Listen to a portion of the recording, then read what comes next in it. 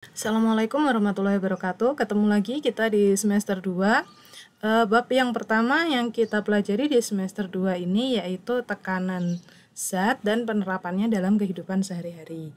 Pada pertemuan kali ini kita masih akan bahas tentang tekanan pada zat padat dan zat cair dulu ya. Baru nanti kita lanjutkan dengan tekanan pada zat gas, terus pada tumbuhan, dan penerapan pada kehidupan sehari-hari. Yang pertama adalah tekanan pada zat padat. Tekanan pada zat padat ini dirumuskan dengan P sama dengan F per A. Apa ini? P di sini adalah tekanan dengan satuan Newton per meter persegi dan F adalah gaya. Ingat, satuannya Newton. Jadi nanti kalian harus pastikan dia sudah berupa gaya berat karena dia akan menekan, dan luas bidang. Luas bidang ini adalah luas yang menekan pada bidang bagian bawahnya aja ya. Coba kalian perhatikan, ini ada gambar, ada kaki itik, bebek, dan yang satunya ada kaki ayam. Bedanya apa? Yang di sini ada selaput dan di sini tidak ada selaput. Kita tahu bahwa angsa, bebek juga itu habitatnya lebih becek daripada ayam, makanya dia memiliki selaput. Karena lebih becek berarti dia cenderung untuk lebih mudah terperosok, sehingga dia memerlukan selaput ini agar tekanannya itu pada tanah menjadi lebih kecil. Nah, di sini permukaan pijakan yang luas menyebabkan tekanan yang dihasilkan semakin kecil. Balik ke rumus ini, kalau dia itu pembaginya besar, otomatis tekanannya kecil. Kalau dia itu luas permukaannya kecil, otomatis tekanannya besar. Jadi makanya kita kalau disuntik itu menggunakan jarum biar tekanannya besar. Kita nggak mau dong disuntik menggunakan jarum yang besar karena pasti nanti akan lebih sakit dengan gaya yang sama ya. Jadi saat nanti misal pas musim hujan gini, jangan sampai kalian lebih milih pakai high heels karena pasti akan terperosok. Di sini luas permukaannya lebih kecil dan di sini lebih besar. Jadi kalau pengen aman, pakai sepatu boot sehingga tekanan pada jalan yang kita pijak itu akan lebih kecil dan kita tidak akan terperosok ya. Di sini tekanan sepatu boot lebih kecil daripada sepatu hak tinggi. Terus di sini saya ingatkan lagi, nanti seandainya yang diketahui soal itu berupa massa, misal massa sepatu ini atau massa balok, kalian harus bikin berupa gaya dulu ya, gaya berat. Dari mana? M kali G. Tapi seandainya dia sudah dengan satuan Newton, sudah ngomong dia gaya berat atau memiliki gaya, berarti nggak perlu dikali gravitasi ya, hati-hati ya. Kita langsung masuk ke contoh soal ya. Perhatikan di sini. Di sini ada 3 buah balok. Balok A, balok B, dan balok C. Nah, masing-masing memiliki panjang 6, lebarnya 4, dan tingginya 2. Balok ini sama, ketiganya sama, hanya posisinya yang diubah. Posisinya yang diubah, dan kita akan cari tahu mana sih posisi yang menghasilkan tekanan paling kecil atau tekanan yang paling besar ya. Kita buktikan dengan rumus P sama dengan F per A. Seharusnya tekanan paling kecil otomatis yang mana tekanan paling kecil? Yang luas permukaannya paling besar. Kita lihat di sini bahwa dia itu memiliki berat, berarti di sini sudah berupa gaya dengan satuan Newton adalah 48. Berarti kita tulis F sama dengan 48. Nah, di sini kita nggak tahu nih A-nya. Nah, A kalian harus cari. A-nya dari mana? Luas permukaan. Luas permukaan yang menyentuh bidang. Berarti di sini untuk gambar A kita punya P dikali dengan T. Ya, karena di sini T. Ini T sama dengan atasnya kan. Terus di sini ada P. Kita cari rumusnya tadi P sama dengan F per A, maka kita cari dulu A-nya.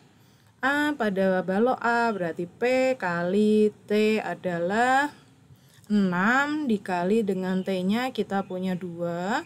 6 kali 2 hasilnya adalah 12 meter persegi. Terus kita cari lagi luas permukaan yang B. Berarti di sini ada L, di sini ada T. L kali T atau T kali L. 2 dikali dengan 4 adalah 8 meter persegi. Yang selanjutnya adalah bagi balok C.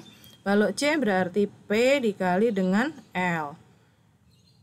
P dikali L berarti sama dengan 6 dikali dengan 4 adalah 24 meter persegi. Baru kita cari tekanan pada tiap-tiap balok ini. Yang pertama pada A berarti semua sama ya. Gayanya adalah 48, jadi 48 kita bagi 12, A-nya kita tadi dapat 12. 48 bagi 12 hasilnya adalah 4. Nah, selanjutnya untuk posisi B adalah 48 kita bagi dengan 8. Di sini kita punya 8, alasnya adalah 8. Berarti 48 dibagi dengan 8 adalah 6. Sorry, di sini salah tulis. Terus yang bagian C berarti 48 dibagi 24 adalah 48 bagi 24 adalah 2 Newton per meter persegi. Nah, di sini kelihatan bahwa ternyata posisi yang paling memiliki tekanan paling besar adalah posisi yang B dengan tadi 48 bagi 8 adalah 6. Hati-hati ya. Jadi gaya berat atau gaya dibagi dengan alas yang menyentuh bidang. Sudah, selanjutnya kita ke materi selanjutnya adalah tentang tekanan zat cair. Tekanan zat cair atau sering disebut dengan tekanan hidrostatis. Yang kalian harus ingat bahwa semakin dalam benda dalam suatu zat cair, maka tekanannya akan semakin besar. Tergantung juga massa jenisnya. Semakin besar massa jenis, tekanannya juga akan semakin besar ya. Dirumuskan dengan apa? Masih tekanan adalah P, pressure ya. Sama dengan rho GH. Hati-hati ini bukan huruf P, ini huruf rho. Jadi bablas terus ya, nggak dipotong. Kalau huruf P kan lurus terus dipotong, kalau ini lurus tanpa dipotong. Rho GH, di sini apa sih rho? P-nya tekanan, rho-nya adalah massa jenis zat cair. G masih dengan gravitasi, dan H, height adalah tinggi atau kedalaman. Ingat, ngukurnya dari atas ke bawah, bukan dari bawah ke atas. Nah, biasanya soal yang paling sering muncul kita menggunakan massa jenis air itu 1000 dan percepatan gravitasi adalah 10. Coba kalian simak gambar ini. Nah, dari gambar ini kita bisa tahu bahwa tekanan yang paling besar adalah tekanan pada orang yang ketiga. Kenapa? Karena dia berenang semakin dalam. Jadi ngukur ketinggian ini tadi dari atas ini sampai ke bawah. Oke. Ini dia berenang middle, berarti dia tekanannya nggak terlalu besar. Nah, orang pertama malah nggak berenang, berarti dia nggak punya tekanan hidrostatis ya. Jadi tekanan paling besar, semakin dia berenang semakin dalam, tekanan hidrostatisnya akan semakin besar. Kita masuk ke contoh soal. Contoh soal di sini, seorang penyelam menyelam pada kedalaman 3 meter. Berarti H adalah 3 meter. Massa jenis air, dia berenang di dalam air adalah 1000 kg per meter kubik. Rho-nya berarti 1000 kg per meter kubik. Selanjutnya adalah konstanta gravitasi, berarti G adalah 10 meter per second kuadrat. Tentukan tekanan hidrostatis. P-nya berapa? P sama dengan rho GH. Jangan lupa P sama dengan rho GH. Rho-nya kita punya dia 1000, kita masukin. G-nya dia punya 10 dan H dia punya 3. 3 kali 10, 30, dikali 1000, 30.000. Jadi opsinya adalah yang B. ya, ini nggak terlalu susah. Terus selanjutnya yang kita bahas adalah hukum Archimedes. Di sini masih ngomong tentang zat cair. Hukum Archimedes menyatakan jika suatu benda dicelupkan ke dalam suatu zat cair, maka benda itu akan memperoleh tekanan ke atas. Jadi kalau kalian punya yang besarnya sama dengan berat zat cair yang didesak oleh benda tersebut. Maksud di sini, kalian punya air penuh, 1 gelas penuh, kalian masukkan batu, otomatis nanti ada air yang tumpah. Nah, air yang tumpah itu besarnya sama dengan volume air yang tumpah sama dengan volume benda yang kalian celupkan tadi, ya. Nah, di sini pertama dia karena dia di bumi memiliki gravitasi, otomatis dia akan tercelup. Dia akan turun. Nah, ternyata airnya memberi dia gaya apung. Karena arahnya berlawanan, otomatis ada resultan gaya. Jadi dia akhirnya sedikit naik meskipun dia tidak mengapung. Oke? Jadi kenapa ada benda tenggelam, ada benda melayang, ada benda mengapung? Ini akibat adanya gaya apung. Nah, di sini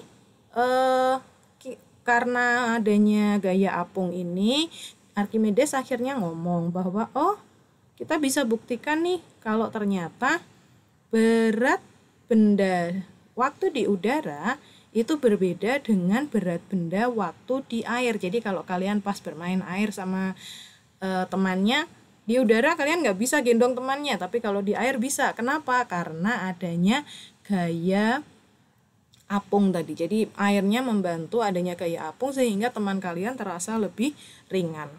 Selisihnya berapa atau bagaimana cara mengukur gaya apungnya? Berarti selisih antara berat benda di udara dikurangi dengan berat benda saat di air, ya. Gaya apung sama dengan berat benda di udara, BU berat benda di udara dikurangi berat benda di air. Contohnya di sini sebuah benda memiliki berat 50 Newton. 50 Newton berarti dia adalah W udara.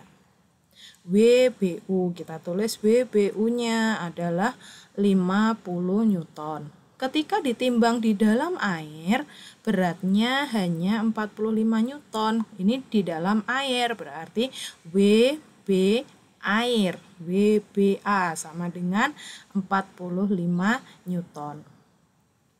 Maka gaya ke atas kita tadi ngomong gaya ke atas adalah FA. Gaya apung atau gaya ke atasnya berapa? Rumusnya apa? FA sama dengan W udara kita kurangi dengan W saat dia di air. Berarti 50 kita kurangi dengan 45, hasilnya adalah 5 Newton. Oke, selanjutnya yang kita bahas adalah masih dengan hukum Archimedes, tapi ini pengembangannya. Dia untuk menghitung pada benda-benda yang tercelup sebagian atau tercelup hanya semuanya tercelup, itu kita bisa pakai ini. Rho zat cair dikali gravitasi dikali dengan volume zat cair yang dipindahkan. Hati-hati ya. Ini sedikit susah untuk rumus ini karena rumusnya panjang. Nah, penerapan pada rumus ini lebih sering penerapan sih daripada soal menghitung pada rumus ini di skala kelas 8.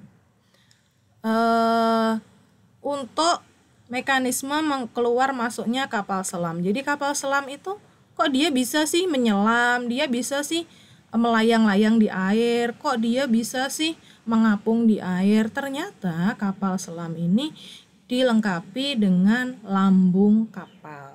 Nah, lambung kapal ini bisa diisi dengan air.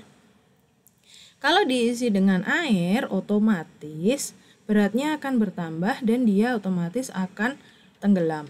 Dia akan tenggelam saat dia merasa kedalamannya sudah cukup, sudah tidak diisi air lagi.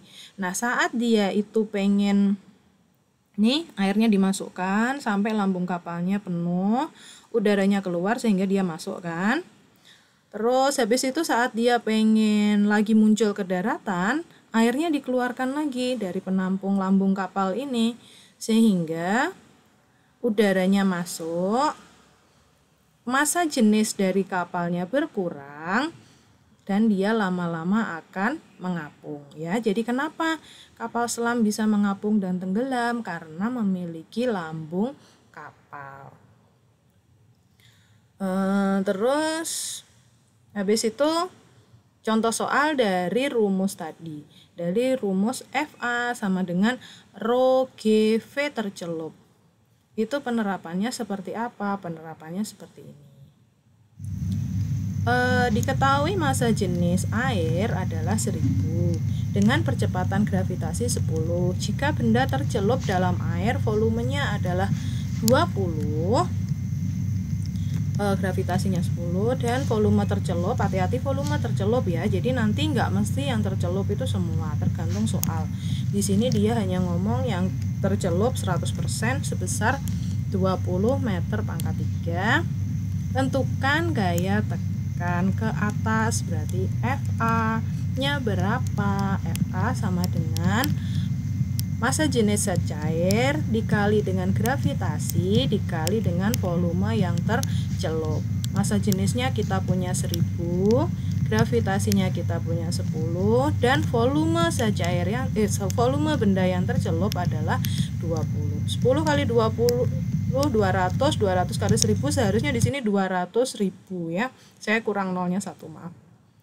Selanjutnya kita akan bahas apa ya? Hukum Pascal. Masih di zat cair. Jadi zat cair hukumnya banyak, ada Archimedes, ada Pascal. Hukum Pascal menyatakan bahwa tekanan yang diberikan pada zat cair dalam ruang tertutup akan diteruskan ke segala arah dengan besar yang sama. Nah, di sini penerapannya pada apa? Penerapannya yang paling sering itu ada di model pompa hidrolik. Jadi, untuk cucian mobil. Itu mobil siapa sih yang ngangkat? Ternyata pakai dongkrak hidrolik. Dongkrak hidrolik ini mobilnya ada di sini. Taruhlah mobilnya ada di sini dan di sini ada benda yang dia akan menekan. Di sini ada zat cair penghubung sehingga zat cair ini nanti bisa ngangkat ini mobil. Ini prinsip kerja dari dongkrak hidrolik yang menggunakan hukum Pascal. F1 adalah luas penampang bidang pada pipa pertama. F1 adalah gaya ya, F gaya. Gaya pada penampang pertama, terus A1 adalah luas penampangnya. F2 gaya pada pipa yang besar. Terus A2 adalah luas penampang pada pipa yang besar. Jangan lupa F1 per A1 sama dengan F2 per A2 gitu doang. Terus contoh soalnya apa sih? Contoh soalnya ini. Ini ada gambarnya sebuah mobil pengen diangkat, dia pengen dicuci, ternyata memiliki berat berapa ini? 20.000 Newton. Nah, pada penampang kecil dia memiliki luas penampang 20 cm persegi dan penampang besar 50 cm persegi. Di sini pada rumus tadi dia ngomong kan di sini meter persegi. Selama dia satuannya sama-sama meter persegi, sama-sama sentimeter persegi, nggak masalah, kalian nggak harus pakai ke meter persegi. Nah, di sini di contoh soal ini ternyata sama-sama sentimeter persegi, jadi biarin, nggak usah diubah ke meter persegi. Yang penting kalian tahu di sini, di sini ada A1, otomatis gandengannya adalah F1. Di sini ada tulisan A2, berarti di sini adalah F2. Kita lanjutkan ya.